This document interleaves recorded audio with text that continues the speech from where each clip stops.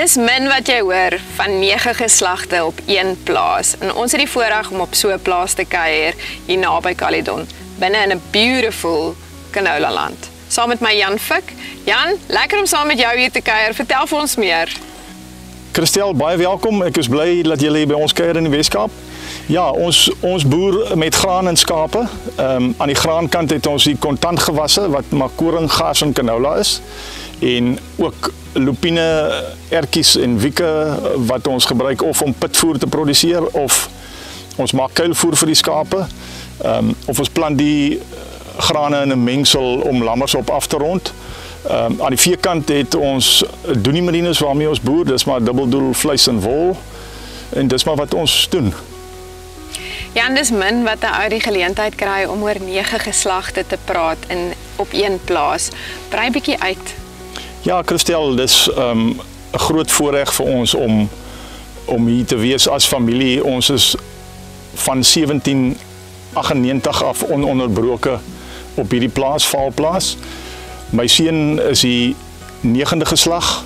My pa is afgetree, maar hy is nog gedeeltelik betrokke. So dis 'n voorreg om as familie so lank op dieselfde grond te boer. Tradisioneel is canola en gars vreemd vir OVK.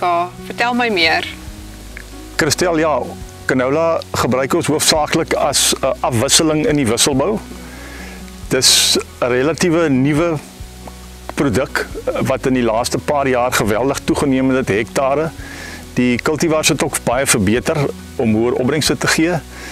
Wat gars betref, is 'n hoë risiko gewas as gevolg van sy hoë graderingsspesifikasies en ons hou van gars want Suid-Afrikaners hou van bier. So gars word gebruik om bier van te maak. Ja. Natuurlik.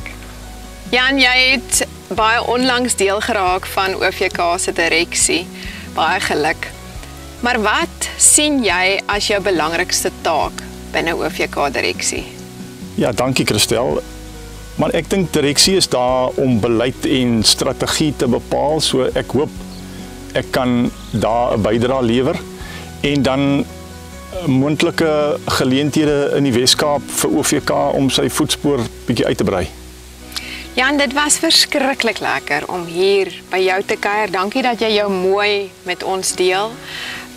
Ons sien uit om te sien wat alles binne die volgende klompie jare binne OVK gebeur en die groei wat daaruit sal spruit. Baie dankie, dit was lekker om julle te ontvang en baie voorspoed vorentoe.